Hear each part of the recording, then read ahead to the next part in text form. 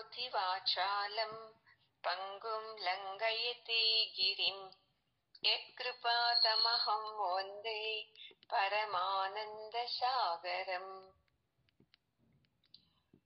ఓం సహనావతు సహనౌ భునక్తు సహ వీర్యం కరవావహై తేజస్వినావధీతమస్తు మా విద్విషావహై.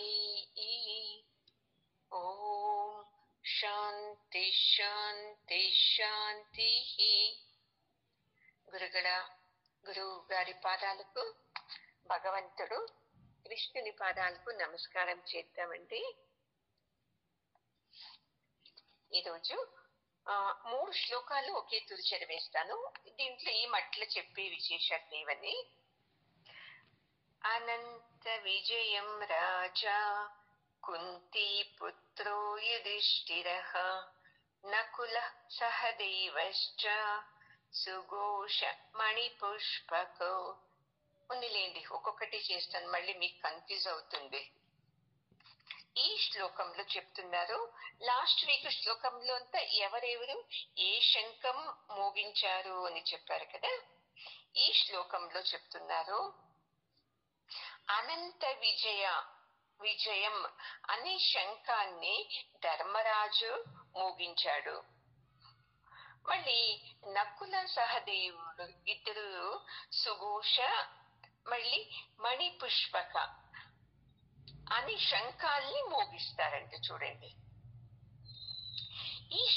ఈ శంఖాలు ఏం తెలుసా, శంఖం మోగిస్తే దాని నుండి మంచి సువాసన వచ్చేదంట. వీళ్ళ శంఖాలు ఎవరిది, నకుల సహదేవులు మోగించే శంఖాలు సుఘోష మణిపుష్పక.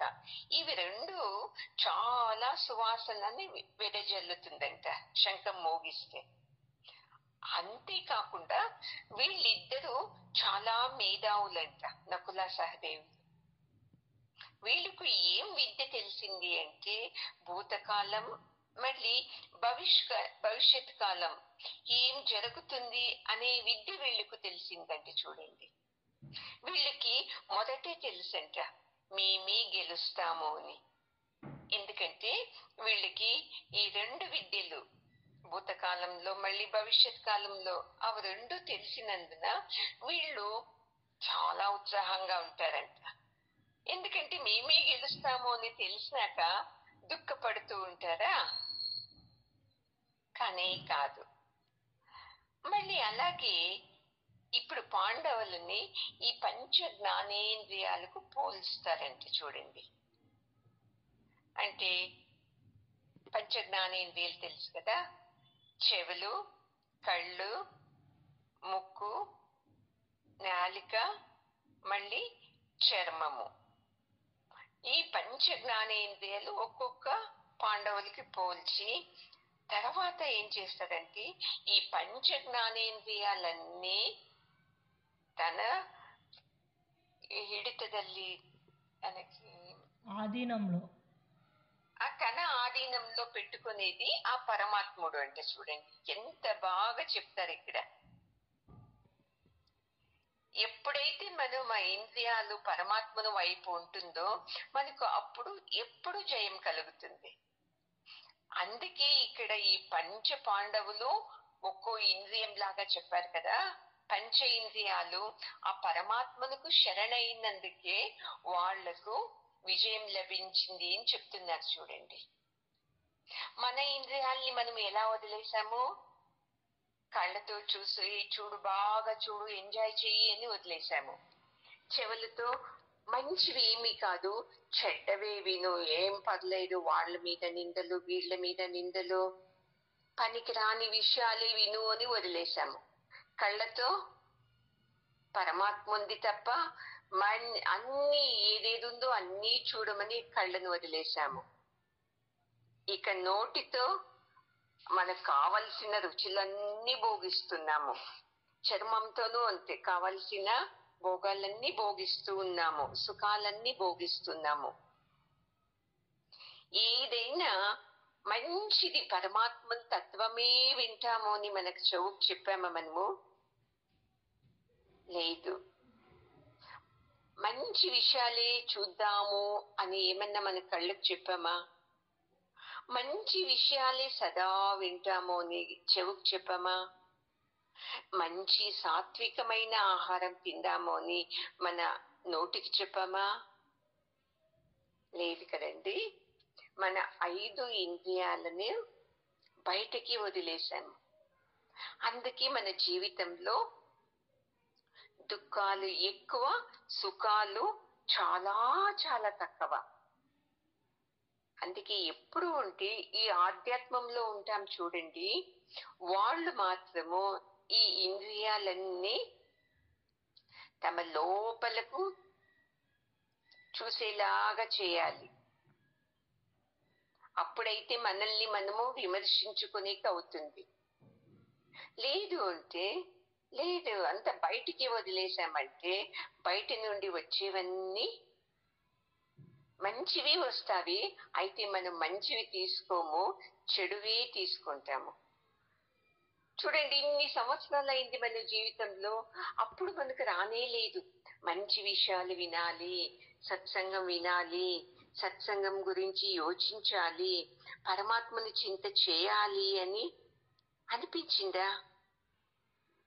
ఈ మట్టిలో మనకు వచ్చింది ఇది.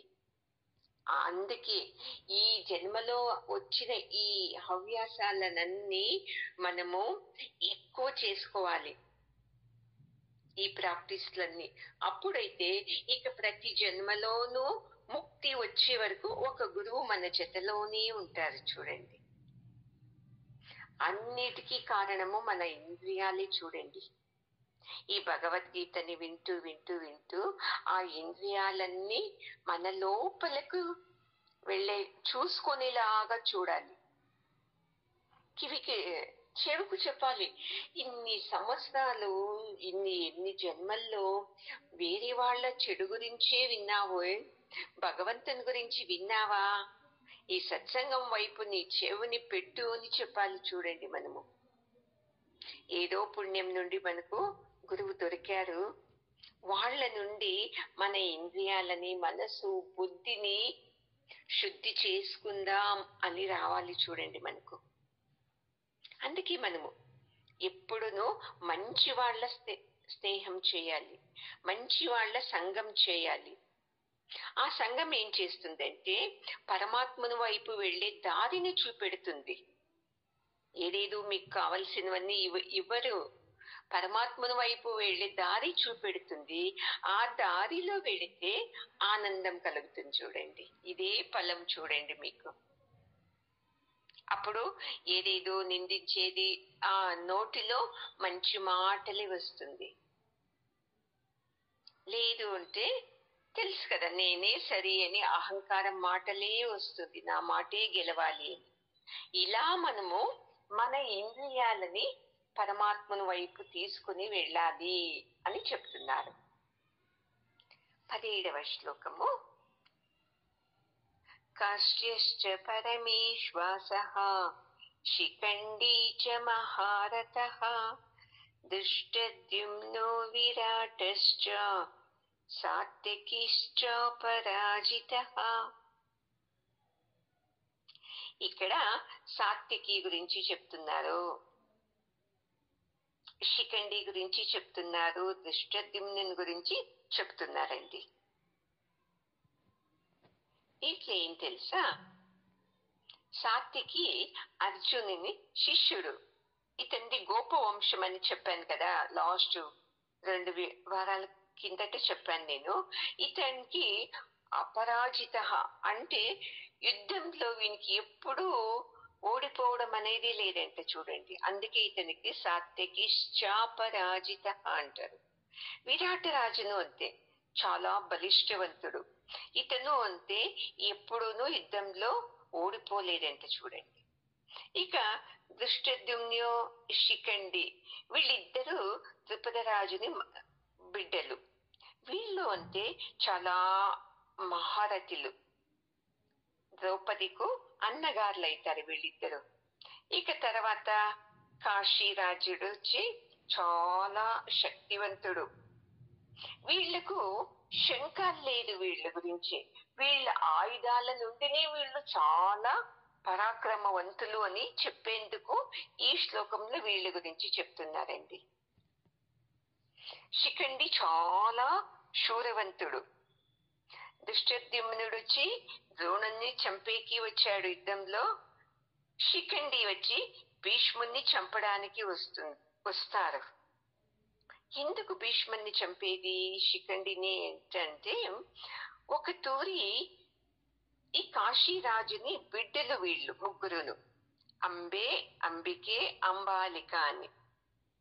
వీళ్ళు ముగ్గురినిను స్వయంవరంలో భీష్ముడు గెలుస్తాడు. ఇప్పుడు మనకేముంది, పెళ్లి చూపులు ఉంటారు కదండి. అప్పుడు అలా కాదు, స్వయంవరంలో ఎవరు గెలుస్తారో వాళ్ళకి ఆ రాజకుమారి లభించేది. అలా భీష్ముడు స్వయంవరంలో గెలిచినందుకు ఈ ముగ్గురిని కాశీరాజుడు భీష్మునికి ఇచ్చేస్తాడు. ఈ భీష్ముని ఏముంటుంది తెలుసా, భీష్మునికి ఒక తమ్ముడు ఉంటాడు, విచిత్ర వీర్యుడు అని. అతని కోసము స్వయంవరానికి వచ్చింటాడు. తను పెళ్లి చేసుకోను అని తన తల్లికు వరం ఇచ్చింటాడు, మాట ఇచ్చింటాడు, వరం కాదు మాట ఇచ్చింటాడు. మరి ఎందుకు వచ్చాడు అంటే, తన తమ్ముడు విచిత్ర వీరిని కోసము స్వయంవరానికి వచ్చి ఆ ముగ్గురు రాజకన్యల్ని గెలుచుకుని రథంలో వెళుతూ ఉంటాడు. అప్పుడు అంబే వచ్చి అడుగుతది, చూడు మీరు మమ్మల్ని గెలుచుకున్నారు కదా, మీరు మాంగళ్యం కట్టి మమ్మల్ని భార్యలుగా స్వీకరించాలి. ఇది చూస్తే మీరు మీ తమ్ముని కోసము మమ్మల్ని గెలిచాను అంటున్నారు, నాకు ఇష్టం లేదు, మిమ్మల్ని అయితే నేను పెళ్లాడతాను, మీరు మాంగళ్యం కట్టండి అని. అప్పుడు భీష్ముడు, లేదు నేను పెళ్లి చేసుకోను, మా తమ్మునికి మీరు అన్నప్పుడు ఆమెకు కోపం వస్తుంది. అప్పుడు అంబి అడుగుతుంది, సరే నేను వేరే ఒక రాజకుమారుణ్ణి ప్రేమించాను, అవంతి రాజకుమారుని ప్రేమించాను, నేను అక్కడికి వెళ్ళిపోతాను, నన్ను వదిలేయండి, మీరు పెళ్లి చేసుకోరు, మీ తమ్మునికి ఏంటి, నాకు ఇష్టం లేదు అన్నప్పుడు సరే అని భీష్ముడు వదిలేస్తాడు. అప్పుడు అంబికి ఏం చేస్తుంది, అవంతి రాజకుమారుని దగ్గరికి వెళ్ళిపోతుంది. చూడు మనం ఇద్దరము ప్రేమించుకున్నాం కదా, పెళ్లి చేసుకుందాము అన్నప్పుడు ఆ రాజు ఏమంటాడో తెలుసా, చూడు స్వయంవరంలో అతను గెలిచాడు, అతనికి మీరు పత్నులు అవుతారు, కానీ అతను గెలిచి వదిలేసినాడు కదా, ఇప్పుడు నేను నిన్ను పెళ్ళాడను అని చెప్పేస్తాడు. చూడండి ఎంత ధర్మము, న్యాయము, నీతి ఆ కాలంలో. అప్పుడు ఆమెకు చాలా బాధ కలుగుతుంది. ఇక్కడ తను ప్రేమించిన వాడు వదిలేశాడు, అక్కడ భీష్మాచార్యం నుండి విడిపించుకొచ్చేసానే, ఎలాగా అని చాలా కోపం వచ్చేస్తుంది. ఆ కోపంలో దుఃఖం కూడా వచ్చేస్తుంది ఎక్కువ. మనకు అంతే కదా, మొదట కోపం వస్తుంది, ఆ కోపం ఎవరి మీద తీర్చుకోవాలో తెలుసుకోలేకపోతామో, తర్వాత అది దుఃఖంగా పరిణమించేస్తుంది, ఏడ్ చేస్తాము. ఇప్పుడు మన ఇంట్లో ఉంటాము, మనకు అనారోగ్యంగా ఉంటది, ఇంట్లో సమస్యలు ఉంటుంది, అది ఎవరికి చెప్పము మనము. అయినాను మనసులో ఏముంటుంది, చూడు నా గురించి వాళ్ళు మాట్లాడనే లేదు, ఫోన్ చేయనే లేదు అని వాళ్ళ మీద వినాకారణంగా కోపగించుకుంటాము. ఒక మాట అడగచ్చు కదా ఎలాగున్నారు అని, ఒక మాట అడగచ్చు కదా ఏం సమస్య ఉంది అని మనమే ఇదేదో ఊహించుకొనేస్తాము, కోపం చేసుకునేస్తాం ఎదుటి వ్యక్తి మీద. అందరూ ఇలాగే చేస్తాం చూడండి. పాపం వాళ్ళకి మన విషయం ఏమీ తెలియదు, అయినాను మనల్ని మాట్లాడలేదే మును వేరే వాళ్ళ మీద వినాకారణంగా కోపగించుకొనేస్తాము, నా గురించి మాట్లాడలేదు, ప్రేమగా వచ్చి పలకరించలేదు అనేసి. అలాగే ఇక్కడ కూడా ఈమె చాలా దుఃఖిస్తుంది. అతను వదిలేశాడు, భీష్మన్ నుండి నేనే వద్దు అని వచ్చేశాను, ఇప్పుడు భీష్మన్ దగ్గరకు వెళ్ళను, కాదు ఇంక వెళ్ళేకు మొహం ఉండదు అనేసి అనేసి చాలా కోపంతో ఏడ్చుకొనేస్తుంది.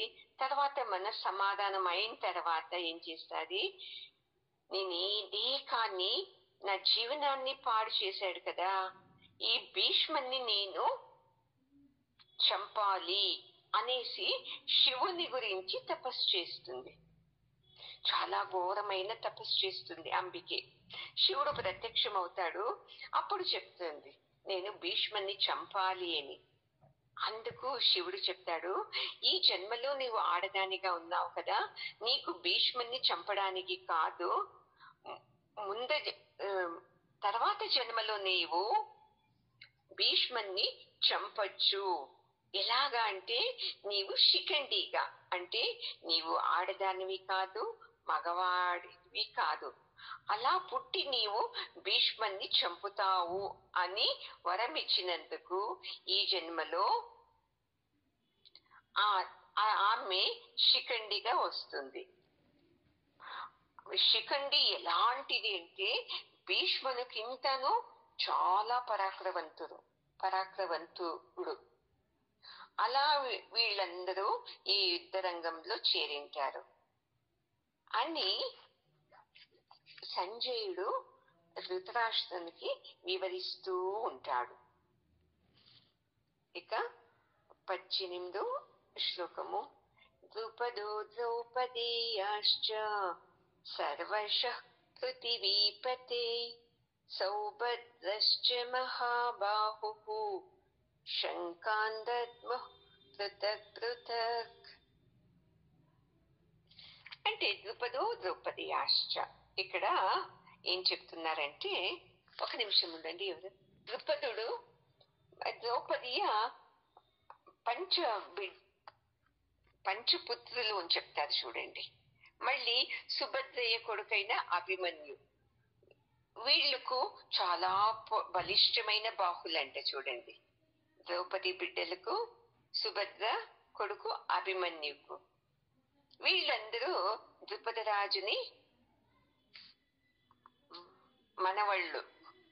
వీళ్ళందరూ అంటే చాలా శ్రేష్టవంతులే. ఇలాగా పాండవులు పక్క ఒట్టు 18 మంది చాలా పరాక్రమవంతులు ఉంటారు.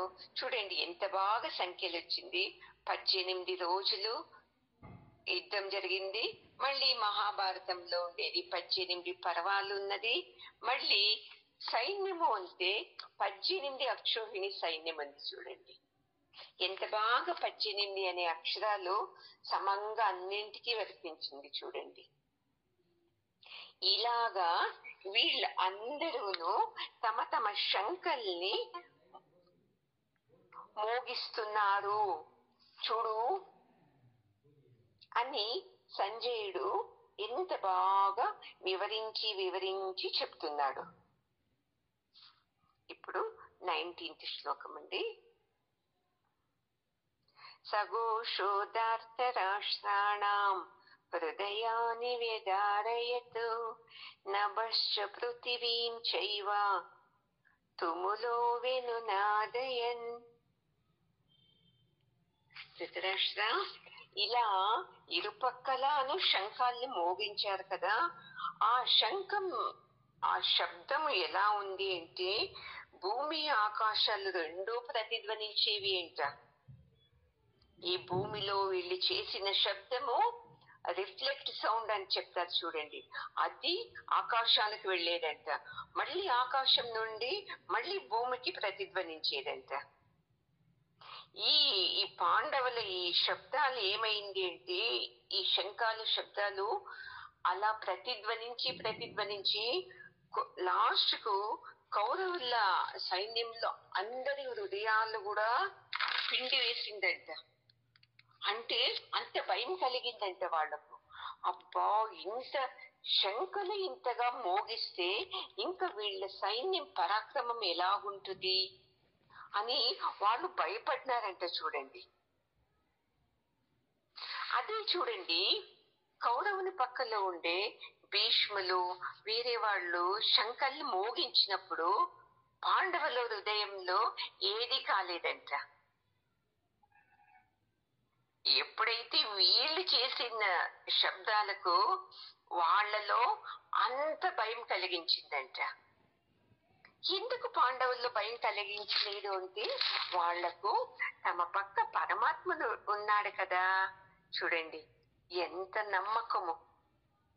పరమాత్మని ఎవరు నమ్ముతారు చూడండి, వాళ్ళు ఏ కారణాలకు భయపడరండి. నా అనుభవంతో నేను చెప్తున్నానండి. మనము ఎప్పుడైతే వ్యక్తుల్ని నమ్ముకొని జీవిస్తామో అప్పుడు మనకు భయం కలుగుతుంది. ఎందుకంటే వ్యక్తులు శాశ్వతం కాదు కదండి. నేను నా భర్తనే నమ్మాను, మా అమ్మ నాన్ననే నమ్మాను, నా బిడ్డల్ని నమ్మాను, నా ఐశ్వర్యాన్ని నమ్మాను, నా అన్నని నమ్మాను, తమ్ముణ్ణి నమ్మాను. వీళ్ళందరూ ఏదో ఒక టైంలో చేయించే వాళ్ళే కదండి. అలాగంటే ఈ మనల్ని కొట్టి వెళ్తారని కాదు, మనకన్నా ముందే వెళ్ళిపోవచ్చు, మన జతలో ఉన్నాను శక్తి లేకుండా ఉండొచ్చు, వయసు అయిపోయి ఉండొచ్చు, వాళ్ళతో డబ్బులు లేకుండా ఉండొచ్చు. ఎవరు చూసుకుంటారు మనల్ని? ఎవరు చూసుకోరు. సదా మనకు అండగా ఉండేవాడు పరమాత్ముడు ఒక్కడే అండి.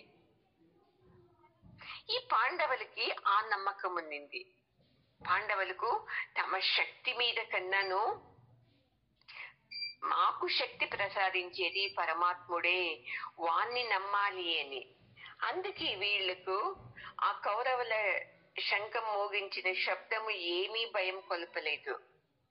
అదే వాళ్లకు కౌరవులకు వాళ్ళు నమ్మింది తమ శక్తిని, మేం గెలుస్తాము అని. మళ్ళీ మా పక్క 11 అక్షోహిణి సైన్యం ఉంది అని ఆ దీంట్లో ఉన్నందుకు వీళ్ళ పాండవుల శంఖం శబ్దం విని వాళ్ళ గుండె పగిలింది అంటే చూడండి. అందుకే అందరినీ పెట్టుకోండి, భార్య భర్త అత్త మామ బిడ్డలు అందరినీ ఉండని, వాళ్ళని జతలో ఉంటూనే పరమాత్మను వైపు మన మనసు పెట్టాలండి. అప్పుడే పాండవులు ఎలా గెలిచి ఆనందంగా ఉన్నారో మనం కూడా ఆనందంగా ఉండేదానికి అవుతుంది.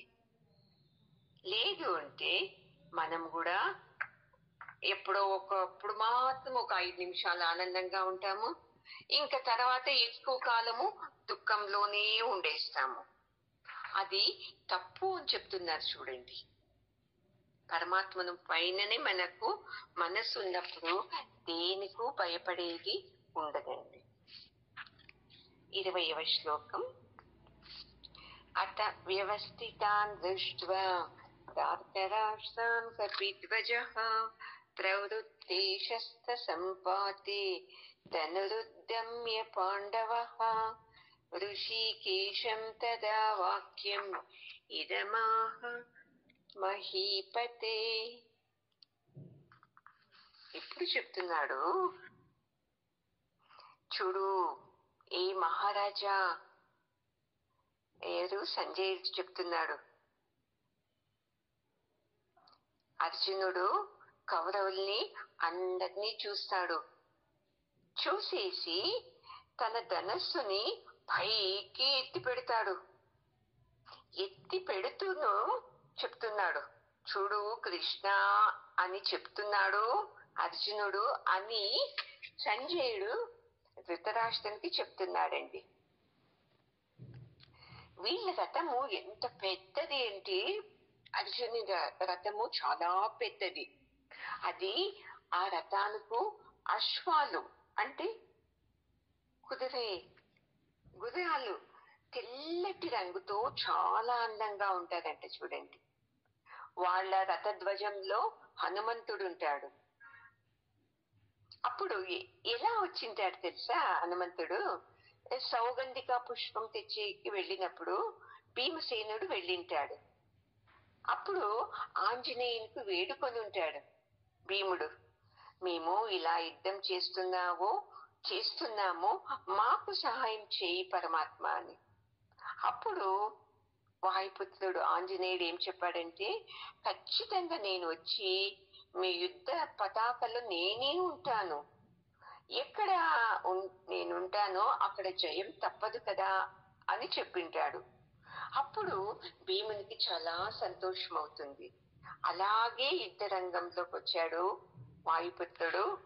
ఈ అర్జుని రథంలో పతాకలో తానే ఉంటాడు. అందుకే చూడండి, రామరావణుడు యుద్ధమైనప్పుడు హనుమంతుడు రావణ జతలోనే ఉన్నాడు. అప్పుడు రాముడు రావణుని విరుద్ధంగా గెలుస్తాడు. ఇప్పుడు అర్జునుని జతలో ఉన్నాడు ఆంజనేయుడు. ఇప్పుడు అంతే, ఖచ్చితంగా తనే గెలుస్తాడు, అర్జునుడే గెలుస్తాడు అని. ఇలాగా అంతా ఎవరు చేస్తారు తెలుసా? మనం అనుకుంటాము, నేను వెళ్ళి పిలిచాను అందుకే వచ్చాడు హనుమంతుడు. ఇవన్నీ మన మాటలు. అయితే ఇవంతా పరమాత్ముడే అన్ని నిర్ణయిస్తాడు. చూడండి, తన భక్తుడు బాగా ఉండాలి అని ఎవరైతే పరమాత్ముని శరణాగతి అవుతారో పరమాత్ముడు ఆ భక్తుడు కోసము అన్ని వ్యవస్థలు చేస్తాడు. చూడండి, ఇక్కడ వీళ్ళనే కాదు, మనము అంతే. నమ్మాము అనుకోండి, మనము ఓడిపోకుండా ఉండేకు, మనం బాగా ఉండేదానికి ఏమేం కావాలో అన్ని తనే నిలబడి ఆయా వ్యక్తుల మూలకంగా మనకు కలిగిస్తాడు. మనము నేను పరమాత్మను పూజిస్తాను, నమ్ముతాను, తనే రావాలి. ఎలా రావాలి? పరమాత్ముని మనము ఏ రూపంలో నమ్మామో ఆ రూపంలోనే మనం ఎదురు చూస్తూ ఉన్నాము. సాధ్యమా అండి? ఈ రూపంలోనే ఎదురు చూస్తున్నాము. అయితే పరమాత్ముడు చూడండి ఎంత కరుణమయి ప్రతి ఒక్క మనిషి రూపంలో వచ్చి మనకు అన్ని సహాయాలు చేస్తాడు. ఇలా చూడాలి మనము పరమాత్ముణ్ణి. మనం ఎలా చూస్తాము? చూడు, వాళ్ళ ఇంటికి వెళ్ళాము, ఎంత బాగా చూశారు అంటే, ఎందుకు చూడరు, వాళ్ళతో డబ్బుంది చూస్తారు అని అహంకారంతో నేస్తాము. లేదు అంటే ఏమంటాము, ఎందుకు చూసారులేండి, మా ఇంటికి వచ్చినప్పుడు నేనెంత బాగా చూసుకున్నాను కదా అందుకే చూశారు అనేసిస్తాము. మన కష్టంలో ఉన్నప్పుడు సాయం చేశారు వాళ్ళు, ఏం చేశారు మహా, ఏమి డబ్బు ఇచ్చారు, ఊరికే ఇచ్చారా, నేనేదో ఏంది ఇంటి పత్రం పెట్టాను, సొమ్ములు పెట్టాను అందుకిచ్చాడు, లేదు అంటే వడ్డీ ఇస్తాను ఇచ్చాడు. ఇలా మనము చాలా తేలికగా మాట్లాడేస్తాము. తప్పండి. మన కష్టంలో వాళ్ళు వచ్చి సహాయం చేసిందే ఎక్కువ. పరమాత్ముడు ఆ రూపంలో వాళ్ళని పంపించాడు. సరే అబ్బా, నేను నా ఇంటి పత్రమే పెట్టాను, మళ్ళీ ఎందుకు వేరే ఎవరు ఇవ్వలేదు మీకు, వాళ్ళే ఎందుకు ఇచ్చారు? వాళ్ళు నమ్మారు కాబట్టి మీకు ఇచ్చారు. ఇలా పరమాత్ముని తత్వాన్ని మనం అర్థం చేసుకుంటే పరమాత్ముడు వీళ్ళందరి రూపంలోనూ మనకు కనపడతాడు. చూడండి, అందుకే మనం ఎప్పుడునూ ఆ పరమాత్మని మీదనే మనం మనసు పెట్టాలి. చూడండి, అప్పుడైతే మనకు ఆనందం ఆనందం ఆనందం. లేదు అంటే ఏమి కాదు. చూడండి, అందుకే ఈ యుద్ధంలోనూ అంటే శ్రీకృష్ణుని మార్గదర్శనంలో ఈ పాండవులందరూ తమ సైన్య వ్యూహాన్ని రచించారు. పరమాత్ముడు ఇలా వ్యూహంలో రచించండి అని ఒక రోజు చెప్తాడు, ఇంకో రోజు ఇంకో వ్యూహంలో రచించండి అని.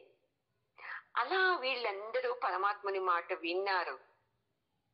అక్కడ ఏం లే, కౌరవుని పక్కలో ఎవ్వరూ భీష్మ మాట వింటూనే లేదు. తమకొచ్చిన ఎలాగొస్తుందో అలాగా యుద్ధం చేస్తున్నారు. అందుకనే వాళ్లలో ఒగ్గట్టు అనేది లేదు కౌరవుల్లో, వీళ్లలో ఒగ్గట్టు అనేది ఉంది. చూడండి, అందుకే వీళ్ళు గెలుస్తూ ఉన్నారు. తర్వాత వీళ్ళు పరమాత్మని నమ్మారు, అది చాలా ముఖ్యం. చూడండి, అందుకే అర్జునునికి శత్రు భయమే లేకుండింది. ఎందుకంటే పరమాత్ముడు ఉన్నాడు కదా, ముఖ్యంగా ధర్మంలో ఉన్నారు కదా. అందుకే మనము మన జతలో ఉండే వాళ్ళ మనుషుల్లోని ధర్మాన్ని చూడాల. ఎవరు ధర్మంగా ఉన్నారు, ఎవరు నియత్తుగా ఉన్నారు, ఎవరు పరమాత్మని తట్టు వెళుతున్నారు అలాంటి వాళ్ళని పట్టుకోవాలి చూడండి మనము. అప్పుడు వాళ్ళు మీకు నిర్ణయాలు ఇలా చెయ్యి అలా చెయ్యి అని చెప్తూ ఉంటారు. అప్పుడు ఎవరికి వస్తుంది లాభము? మనకే వస్తుంది కదండి. అయితే మనము మనుషుల్ని నమ్మము. పరమాత్ముడు అంటే ఏదో పూజ చేసేటప్పుడు నమ్ముతాం అంతే, కానీ మన జతలోనే ఉన్నాడు పరమాత్ముడు, ఇలాంటి రూపంలో వీళ్ళ రూపంలో ఉన్నాడు, వాళ్ళని నమ్మితే నన్ను వాళ్ళు కాపాడుతారు తమ జ్ఞానంతో అని మనకు రానే రాదు. వస్తారా? ఇప్పుడు గురువు గారు వచ్చాడనుకోండి, కృష్ణుడు వచ్చాడనుకోండి మీ ఇంటికి, ఎవరికి నమస్కారం చేస్తారు? ఓ కృష్ణ వచ్చావా అని పోయి నమస్కారం చేసేస్తాము. అరే ఈ గురువే కదా నాకు పరమాత్మ దర్శనం ఇలా ఉంటాడు అని చెప్పింది అని గురువుకి వెళ్ళి మొదటి నమస్కారం చేస్తామా? చేయి మనము కదండి. అందుకే పాండవులు పరమాత్మని నమ్మారు, అందుకే పరమాత్మని శక్తి నమ్మారు, అందుకే వాళ్ళు ఎప్పుడు గెలుస్తూనే ముందుకొచ్చారండి. 21, 22వ శ్లోకము. సేనయోరుభయోర్మధ్యే రథం స్థాపయమేచ్యుత యావదేతాన్ నిరీక్షేహం యోద్ధు కామానవస్థితాన్. ఈ శ్లోకంలో చెప్తున్నారు, అర్జునుడు చెప్తాడు, ఏ అచ్యుత. అచ్యుత అంటే ఏమి? ఏదే చ్యుతి లేనివాడు, ఏది నిందలు లేదు, అంత మంచివాడు అని ఎంత బాగా పిలుస్తాడు చూడండి కృష్ణుని. ఏ అచ్యుత. ఈ యుద్ధం చేసేకి ఎంత వచ్చి నిలబడారు కదా, నేను యుద్ధం చేసేకి వచ్చారు కదా, అది నా మీద యుద్ధానికి వచ్చారు కదా, నా మీద ఎవరెవరు యుద్ధానికి వచ్చారో నేను చూడాలి కదా వాళ్ళని. అందుకని నీవిప్పుడేం చేస్తావు, రెండు సైన్యాల మధ్యలో వెళ్ళి నా రథాన్ని నిలుపు అని ఆజ్ఞాపిస్తాడండి. ఎందుకంటే ఇప్పుడు నా సారథి కృష్ణుడే కదా, కృష్ణునికి ఓనర్ ఎవరు? ఇప్పుడు అర్జునుడు చెప్పినట్లే వీడు కృష్ణుడు ఎటు వెళ్ళమంటే అటు రథాన్ని తీసుకుని వెళ్ళాలి కదా. అందుకే అర్జునుడు ఎంత బాగా, అచ్యుత నా మీద యుద్ధానికి వచ్చారు కదా, నేనింత శూరవంతుణ్ణి, నా మీద యుద్ధానికి వచ్చిన వాళ్ళు ఎవరో నేను చూడాలి, అందుకే నీవు ఇప్పుడు ఈ రథాన్ని వేగంగా తీసుకుని వెళ్ళి రెండు సైన్యాల మధ్యలో నిలుపు అని ఆర్డర్ చేస్తాడు చూడండి. అంటే కృష్ణుడు ఎప్పుడు ప్రేమనే చూపిస్తూ ఉన్నాడు అర్జునుని విషయంలో. అందుకే ఇప్పుడు ప్రేమగా అచ్యుత అని సంబోధించాడు. సారథి అనాల్సింది, అయితే తన చాలా క్లోజ్ ఫ్రెండ్ కదా, అందుకని అలా అనకుండా అచ్యుత ఇలా వెళ్ళు అని ప్రేమగా చెప్తున్నాడు. చూడండి, పరమాత్ముడు సారథి అయ్యాడు అర్జునునకు. అర్జునుడు ఎలాగంటే అలాగే సంబోధించచ్చు, అయితే తన స్నేహితుడు ఉన్నాడు కృష్ణుడు, నా మాట మన్నించి పరమాత్ముడును అలాంటివి నా దగ్గర సారథిగా వచ్చాడు, అయినా నేను అతనికి గౌరవం ఇవ్వాలి. ఎంత సంస్కారం చూడండి. ఎందుకు తెలుసా, కుంతీదేవి అలా సంస్కారవంతంగా పెంచిందండి బిడ్డల్ని, పాండవులందరినీ ఇంతే. మనము పిల్లల్ని వాళ్ళు చెప్పినట్లు మనం నడుచుకుంటున్నాము, మనము చెప్పినట్లు బిడ్డల్ని నడుచుకునేలాగా మనము వాళ్ళని ప్రోత్సహిస్తా లేదు చూడండి, అలా పెంచటం లేదు. మనము చిన్న బిడ్డలకి మీరు ఆధీనులైపోయారు, వాళ్ళు ఏం చెప్తే అదే మాట వింటున్నారు. ఇది సంస్కారం కానే కాదు. ఈ సంస్కారం ఎలాంటిదంటే పిల్లల్ని తప్పుదారిలో నడిపించే సంస్కారం మనం కలిగిస్తున్నాము. అంటాం కదా, అమ్మో ఈయనకు చాలా కోపము, చెప్పిన మాట వినుకుంటే అయ్యో చేతిలో ఉండేది బయటకు పారేస్తాడో అని ఏదో గొప్పగా చెప్తాము. ఉం? చిన్న బిడ్డ, చిన్న కొడుకు వాడు చెప్పిన మాట వినుకుంటే దాన్ని గొప్పగా చెప్తాము. ఏం సంస్కారం అండి ఇది? ఇది కాదు. మిమ్మల్ని మీ బిడ్డలు పెంచారు, బాగా చూసుకోండి. నాకేమి కొడుకున్నాడు, చిన్న కొడుకున్నాడు, 5వ కొడుకున్నాడు, 4వ కొడుకున్నాడు. మీ కొడుకులు రూపంలో ఉండే వాళ్ళు కాదు మిమ్మల్ని పెంచేది. ముందుకు మీరు ఇచ్చారు కదా సంస్కారము, ఆ సంస్కారం మిమ్మల్ని వయసు అయ్యాక కాపాడేది. చూసుకోండి, బాగా తెలుసుకోండి.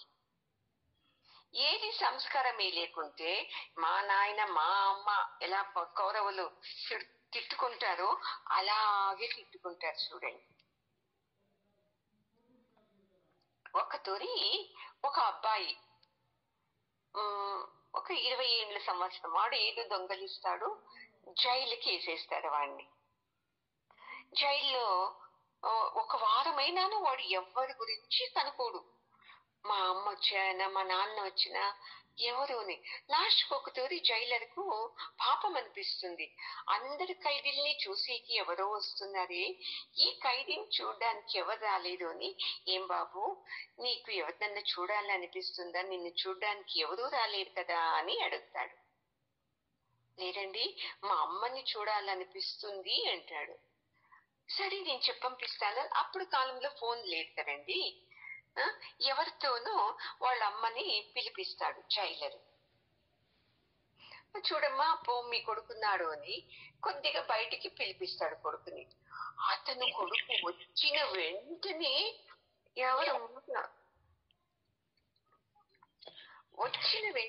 ఏం చేస్తాడంటే, ಯಾರು మాట్లాడుతా ఇద్దరి నోడి, వెంటనే వాడు ఏం చేస్తాడు తెలుసా, వాళ్ళమ్మని పోయి ఎడా పెడా వాయించేసిస్తాడు. జైలర్ పోయింది పట్టుకొనిస్తాడు. అయ్యో ఎందుకు కొడుతున్నావు మీ అమ్మని అని. అప్పుడు చెప్తాడు, స్వామి మా అమ్మ చాలా చెడ్డది. ఎందుకు తెలుసా, నేను చిన్నప్పుడు స్కూల్లో పెన్సిల్ దొంగతనం చేసి తెచ్చాను. అప్పుడు మా అమ్మ అయ్యో చాలా మంచి పని చేశావు, ఇలాగే దొంగలిస్తూ ఉండు, తెచ్చి ఇస్తూ ఉండు, మనకు డబ్బు మిగులుతుంది అని చెప్పింది. నేను ఆ వయసు నుండి దొంగతనం చేశాను.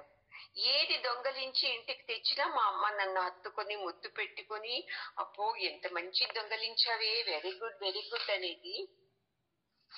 అలా నన్ను పెంచుతూ వచ్చినందుకే ఈ 20వ సంవత్సరం వరకు బాగానే ఉన్నాను. ఇప్పుడు దొరికిపోయాను. ఒక వారం జైల్లో ఉన్నా కదా, ఇప్పుడు నాలో పరివర్తన కలిగింది. అదే చిన్నప్పుడు మా అమ్మ నన్ను చెంపకు 2 వాయించింటే నేను ఈ దొంగతనం ఆ రోజే వదిలిపెట్టేవాణ్ణి కదా. నాకు బుద్ధివాదం చెప్పింటే ఆ రోజే మానేసేవాణ్ణి కదా. ఇవేదీ చేయలేదు. అందుకే నేను మా అమ్మని కొడుతున్నాను. ఇక ముందుకు ఎవరిని ఇలా పెంచకు అని నేను తిడుతున్నాను అని చెప్తాడు. ఇది సంస్కారం. చూడండి, మనము చిన్న పిల్లలు ఏం హఠం చేసినా ఇచ్చేసేస్తాము. ఎందుకంటే అయ్యో వాళ్ళు వినడండి, దీని గురించి మొదటే చెప్పాను, మళ్ళీ ఏం ఎక్కువ చెప్పాను నేను, మీకు బాధ కలగచ్చు. చూడండి ఏం సంస్కారం ఇస్తున్నాను అని. ఒక్క మారు తల్లి పిలిచితే పిల్లల్ని భయపడాలి వాళ్ళు. అలా అని ఎప్పుడు కొడుతూ పెంచేది కాదు. భయము ఉండాలి, ప్రేమ కూడా ఉండాలి. మనము భయము వాళ్ళని చూసి మనం భయపడతాము, మనల్ని వాళ్ళు ఆటలాడిస్తున్నారు. ఇది సంస్కారం కానే కాదు. చూసుకోండి మీరేని, సరేనా? ఓం పూర్ణమదః పూర్ణమిదం పూర్ణాత్ పూర్ణముదచ్యతే పూర్ణస్య పూర్ణమాదాయ పూర్ణమేవావశిష్యతే. ఓం శాంతి శాంతి శాంతి. హరి ఓం. శ్రీ గురుభ్యో నమః. హరి ఓం. గురువు గారి పాదాలకు నమస్కారం చేద్దామండి. జగద్గురు కృష్ణుని పాదాలకును నమస్కారం చేద్దామండి.